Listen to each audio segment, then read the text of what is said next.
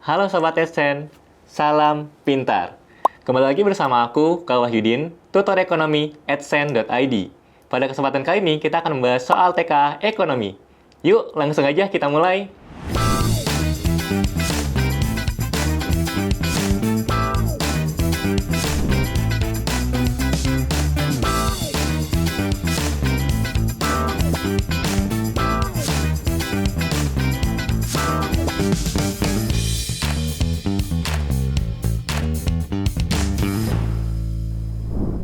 Kita mulai soal yang pertama. Di kota kecil mengalami perkembangan ekonomi yang pesat akibat meningkatnya kegiatan ekonomi di industri manufaktur. Fenomena ini berdampak pada beberapa aspek kehidupan industri, di antaranya meningkatnya jumlah tenaga kerja yang terserap di sektor industri, berkembangnya sektor perdagangan akibat meningkatnya daya beli, terjadinya kemacetan dan peningkatan polusi akibat meningkatnya transportasi industri, meningkatnya harga tanah dan biaya hidup akibat tingginya permintaan akan hunian. Berdasarkan kondisi tersebut, bagaimana hubungan antara kegiatan ekonomi dan dampak positif terhadap kehidupan industri? Nah, di sini kalau kita lihat tipe soalnya itu yang ada kotak-kotak di opsinya ya. Di mana itu berarti ada satu jawaban yang benar. Gitu. Jadi beda sama yang A, B, C, D, E biasa. Nah, berarti mari kita lihat satu-satu opsinya. Yang pertama ada perkembangan industri memberikan dampak positif karena menciptakan banyak lapangan kerja. Yang kedua, perkembangan ekonomi suatu daerah selalu meningkatkan kesejahteraan industri tanpa konsekuensi industri. Yang ketiga, peningkatan aktivitas ekonomi membawa manfaat sekaligus tantangan yang harus dikelola dengan kebijakan yang tepat. Yang keempat, kegiatan industri harus dihentikan karena menyebabkan kemacetan dan kenaikan harga tanah. Yang kelima, terjadi penurunan daya beli industri akibat biaya hidup di sekitar manufaktur industri tinggi. Nah, kita lihat kata kuncinya. Apa sih yang diminta di soalnya ya? Yang diminta di soalnya adalah berdasarkan kondisi tersebut, berarti kan harus merujuk kepada teksnya. Bagaimana hubungan antara kegiatan ekonomi dan dampak positif? Nah, berarti nyari yang positif-positifnya aja. Dan yang sesuai sama teksnya atau sama masalah yang dikasih tahu di soal. Yang pertama, perkembangan industri memberikan dampak positif. Oke, positifnya ada ya. Karena menciptakan banyak lapangan kerja. Nah, kita validasi nih, benar nggak? Di pernyataannya itu ada di teks ya. Coba kita lihat. Di bagian banyaknya lapangan kerja, itu di bagian yang mana tuh? Fenomena ini berdampak pada beberapa aspek kehidupan industri diantaranya. Itu yang pertama, meningkatnya jumlah tenaga kerja yang terserap di sektor industri. Ini ya, yang poin pertama nih. Ya, meningkatnya jumlah tenaga kerja yang terserap. Nah, kenapa kok bisa terserap? Ya, karena tercipta lapangan kerja baru. Berarti yang pertama betul ya. Ini kita checklist. Yang kedua, perkembangan ekonomi suatu daerah selalu meningkatkan kesejahteraan industri tanpa konsekuensi industri. Nah, ini nih, perkembangan ekonomi suatu daerah selalu meningkatkan kesejahteraan industri tanpa konsekuensi industri. Selalu meningkatkan kesejahteraan industri itu belum tentu sebetulnya ya, apalagi di sini juga dikatakan tanpa konsekuensi industri. Karena setiap ada peningkatan kesejahteraan industri itu pasti ada konsekuensinya. Gitu. Didukung juga dengan teksnya ya di sini dikatakan terjadinya kemacetan dan peningkatan populasi akibat meningkatnya transportasi industri. Itu ada di poin yang ketiga nih. Ya. Ini kakak tandain. Berarti ini nggak sesuai ya yang kedua. Yang ketiga, peningkatan aktivitas ekonomi membawa manfaat sekaligus tantangan yang harus dikelola dengan kebijakan yang tepat. Oke, membawa manfaat. Betul, terus kemudian sekaligus tantangan, ya. Tantangan yang harus dikelola dengan kebijakan yang tepat. Tantangannya apa? Tantangan itu tadi, ya, peningkatan populasi akibat meningkatnya transportasi industri salah satunya ya.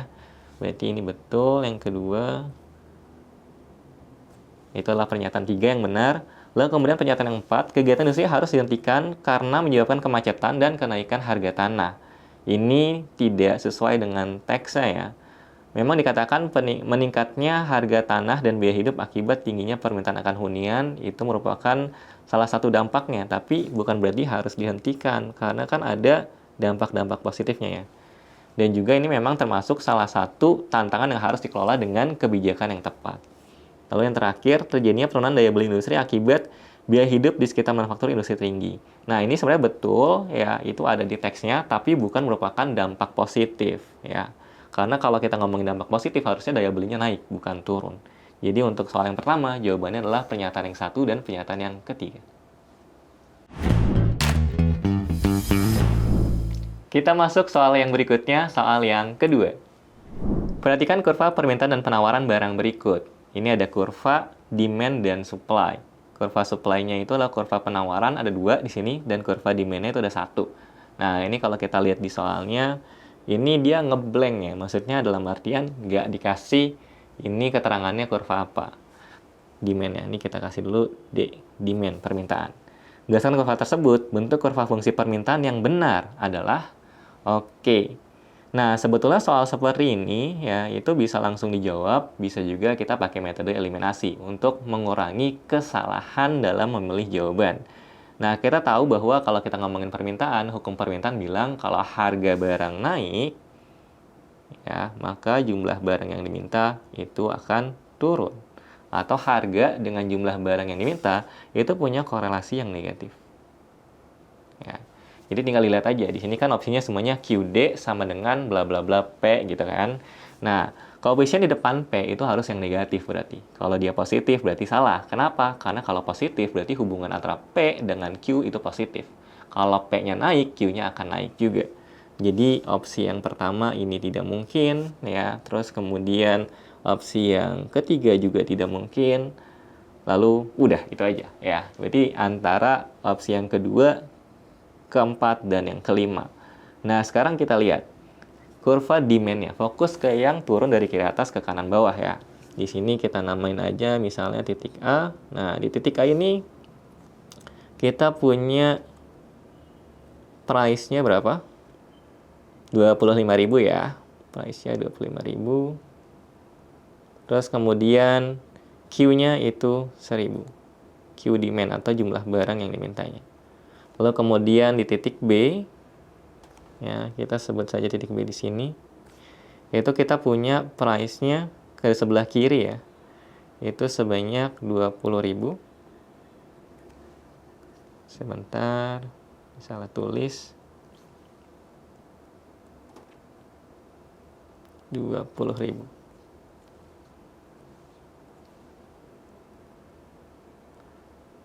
Lalu kemudian untuk Q-nya itu 1.500. Ini ya. Nah, lalu mau diapain kedua titik ini? Nah, kita akan langsung masukin ke rumus untuk mencari fungsi kurva permintaan atau penawaran. Itu sama aja sebetulnya rumusnya, yaitu P dikurang P1 per P2 dikurang P1 sama dengan Q dikurang Q1 per Q2 dikurang Q1. Nah, lalu kemudian yang mana P-nya, yang mana P1, mana yang P2 ya. Nah, terus yang mana juga yang Q-nya, yang Q1, Q2, dan Q1-nya lagi gitu kan. Jadi, kita harus identifikasi supaya nggak salah masukinnya. Nah, untuk P sama Q itu adalah yang nggak perlu kalian ganti jadi apa-apa. Sementara kalau yang P1 dan Q1 itu sepasang harga awal dan kuantitas awal. Terus kemudian untuk P2 sama Q2 itu harga setelah perubahan dan kuantitas setelah perubahan. Nah, cuman di kasus ini kan ini bukan soal cerita ya, tapi grafik. Kita nggak tahu mana yang awal, mana yang akhir. Jadi sebenarnya bebas aja kalian nentuin mana yang awal, mana yang akhir. Misalnya kita menentuin yang A-nya itu P1 sama Q1 di titik A dan titik B-nya P2 dan Q2. Itu sah-sah aja. Atau terbalik juga nggak apa-apa. Ya, yang penting ingat P1 sama Q1 berpasangan ya. P2 sama Q2 juga harus berpasangan di titik yang sama. Selanjutnya kita masukin angka-angkanya. Berarti P dikurang 25.000 per, nah ini langsung kakak kurangin aja ya biar nggak terlalu panjang. P2 dikurang P1 berarti 20.000 dikurang 25.000 berarti negatif 5.000 ya. Sama dengan Q dikurang Q1-nya 1.000 per Q2 dikurang Q1. 1.500 dikurang 1.000 berarti 500. Nah, ini kita bisa coret ya. Minus 5.000 sama 500 sama-sama bisa dibagi 500 kan. Ini coret. Minus 5.000 dibagi 500 berarti minus 10 atau negatif 10. Terus kemudian untuk yang 500 dibagi 500 itu 1. Lalu kemudian kita kali silang ya. Berarti 1 dikali P jadinya P. Terus kemudian 1 dikurang Maaf, 1 dikali negatif 25.000, jadinya negatif 25.000. Sama dengan, nah ini ada minus 10 dikali ke kanan atas, jadinya negatif 10Q. Terus negatif 10 yang di kiri bawah dikali lagi sama negatif 1000 yang di kanan atas, jadinya plus 10.000 ya. Oke, lalu berikutnya, ini kan soalnya mintanya QD sama dengan kan, berarti QD-nya harus di kiri, atau yang mengandung Q-nya di sebelah kiri. Di sini yang mengandung Q ada negatif 10Q, di sebelah kanan kita pindahin ke kiri.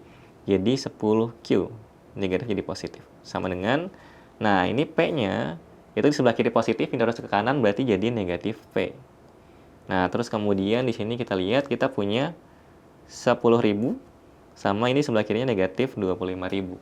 Negatif 25.000-nya kita pindahin ruas ke kanan jadi positif 25.000 atau jadi ditambah 25.000, 10.000-nya itu jadi 35.000 ya. Nah, langkah terakhir, ini kan sebelah kiri masih 10Q. Pengennya Q, maka kita bagi sama 10 semua ruas. Ya, kedua ruas kita bagi sama 10. Ya. Ini berarti jawabannya apa? 10Q dibagi 10 berarti Q, ini kakak tulis di atas ya, sebagai jawaban akhir. Terus kemudian negatif P dibagi 10, berarti kan 1/10 ya. 1/10 berarti 0,1 ya. Dan negatif tandanya tetap nggak berubah, berarti 0,1 P. Terus yang terakhir 35.000 dibagi 10, berarti jadinya nolnya berkurang 1, jadi 3.500. Oke, maka inilah jawaban akhir kita. Q sama dengan negatif 0,1 P ditambah 3.500. Ini sesuai dengan opsi yang E ya. Oke. Kita lanjut ke soal berikutnya, soal yang ketiga. Daftar harga tomat di pasar tradisional di kota B bulan Januari tahun 2024 sebagai berikut. Kita dikasih data nih. Harga 9.000, permintaannya itu 800 kg. Lalu kemudian penawarannya 1.000 ketika harganya di harga yang sama, 9.000. Lalu kemudian di harga 10.000, permintaannya 600 kg, sementara penawarannya 1.200. Dari data tersebut, maka titik keseimbangan pasar dengan kuantitas Q, harga P adalah, nah berarti kita disuruh minta berapakah kuantitas keseimbangannya dan juga harga keseimbangannya di keseimbangan pasar. Nah, sebenarnya kita sama-sama tahu ya, kalau kita ngomongin keseimbangan pasar, itu pada umumnya kita akan kerjakan pakai QD sama dengan QS, gitu ya, atau PD sama dengan PS. Ya, tergantung fungsinya dikasihnya seperti apa. Apakah fungsi Q sama dengan sesuatu dan QS sama dengan sesuatu, sehingga kita pakai yang sebelah kanan, gitu ya. Atau misalnya PD sama dengan sesuatu dan PS sama dengan sesuatu, kita sehingga pakai yang sebelah, itu sebelah yang kiri maksudnya, terus kemudian ini yang sebelah kanan, gitu ya. Tadi kakak salah sebut, yang tangnya benar yang kiri, gitu ya. Nah, tapi masalahnya di sini kan soal itu bukan ngasih fungsi, ya, tapi ngasihnya itu data.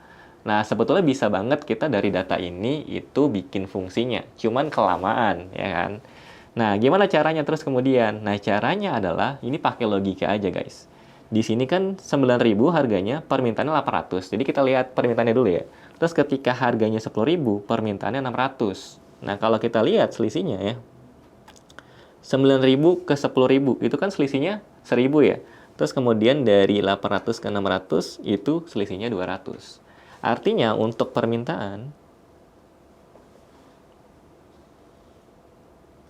kalau misalnya harganya naik, P ini harga ya, harganya naik 1.000, kuantitas yang dimintanya itu akan turun sebanyak 200. Nah, untuk penawaran sekarang. Untuk penawaran yang kita lihat. Harganya dari 9.000 juga sama ke 10.000. Berarti kan harganya naik juga ya. Harganya naik 1.000. Nah, lihat sekarang. Kuantitasnya dari 1.000 ke 1.200. Berarti kuantitas supply-nya atau yang ditawarkan itu naik sebanyak 200. Oke. Nah, sekarang lihat. Harga 9.000 sama 10.000 itu lebih dekat mana kuantitas permintaan sama penawarannya. Selisihnya lebih kecil yang mana? Nah, ini lebih kecil yang di saat 800 sama 1000 ya, atau yang 600 sama 1200 coba. 800 sama 1000 itu bedanya 200, terus kemudian 600 ke 1200 itu berarti bedanya 600. Berarti semakin besar harganya, maka gap-nya atau selisihnya itu semakin jauh. Ya, maka secara logika, keseimbangan itu kan ketika kuantitasnya sama kan. Berarti harganya itu harusnya diturunin, bukan dinaikkan. Ya. Coba kita lihat opsinya, ya. Sementara kita bisa lihat bahwa opsinya pun ya itu mendukung. Ini yang A harganya 10.000, yang B 9.000, C 8.500, yang D 9.000, yang E-nya 10.000. Nggak ada yang lebih dari 10.000. Ya. Nah, terus kemudian diturunkan sejauh mana gitu kan pertanyaannya. Ya udah, kita coba aja menggunakan aturan yang udah kita punya tadi. Permintaannya itu akan turun 200 kalau harganya naik 1.000. Berarti berlaku kebalikannya. Kalau harganya kita turunin 1.000, maka permintaannya akan naik sebanyak 200. Ya, berarti ini kakak tulis di sini ya. Kalau harganya, ini kakak tulis saja P-nya, harganya kita turun jadi 8.000 atau turun 1.000 dari 9.000, permintaannya akan naik 200 dari 800. Jadi 1.000 ya. Ini quantity demand. Jadi 1.000. Terus kemudian untuk penawarannya, tadi kan kalau harganya naik 1.000, penawarannya akan naik 200. Nah, berarti artinya kalau misalnya penawarannya turun 1.000, dia akan turun sebanyak 200. Berarti jumlah yang ditawarkannya itu akan jadi 800. Oke, nah lihat. Ini tuh yang terjadi apa? Yang terjadi adalah ngeflip gitu kan. Yang tadinya permintaannya selalu lebih kecil, penawarannya lebih banyak. Sekarang permintaannya lebih besar, penawarannya itu lebih dikit. Berarti udah kelewatan harga keseimbangannya. Nah, berarti artinya kita pakai nilai yang di tengah-tengah antara 9.000 dan 8.000 ya. Nah, ini kalau kita kecilkan skalanya, bukan setiap naik 1.000 ya, tapi setiap naik 500, nih kakak tulis sini ya. Jadi setiap naik 500, jumlah barang yang dimintanya dari 1.000 ke 500 kan harganya tuh berarti setengahnya ya. Berarti jumlah barang yang dimintanya juga akan turun setengahnya, 100. Begitu juga untuk penawarannya. Ya, kalau penawarannya naik 500, berarti jumlah barang yang ditawarkannya akan naik tapi 100 aja. Oke. Berarti kalau misalnya kita setting harganya 8.500 gitu ya. Berarti yang awalnya tadi 8.000 itu 1.000 ya, maka jadi 900. Terus kemudian supply-nya yang awalnya 800 itu naik 100 jadi 900. Nah, ini dia. Udah sama-sama 900. Di sini QD itu sama dengan QS. Ini adalah kondisi di mana equilibrium tercapai atau berarti keseimbangan pasar tercapai ya. Berarti jawabannya adalah harganya 8.500 dan juga kuantitasnya itu adalah 900. Berarti yang mana tuh opsinya? Harganya 8.500 dan kuantitasnya 900. Ini ya yang C. Untuk soal yang ketiga. Selanjutnya kita masuk ke soal yang keempat. Tahun ini pemerintah mulai membangun banyak infrastruktur. Salah satunya adalah pembangunan 13 waduk baru. Waduk tersebut tersebar di seluruh wilayah Indonesia. Sekarang, dari 7,2 juta hektar luas irigasi pertanian Indonesia, baru sekitar 11% yang memanfaatkan air tampungan waduk. Sisanya masih memanfaatkan air hujan, sehingga selalu terancam kekeringan saat musim kemarau tiba. Apabila 13 waduk baru tersebut terrealisasi, lahan irigasi waduk dapat meningkat 2 kali lipat menjadi 1,45 juta hektar. Nah, ini sebetulnya kalau jadi 2 kali harusnya 14,5 lah kira-kira ya. Soalnya tadi kan 7,2 ya.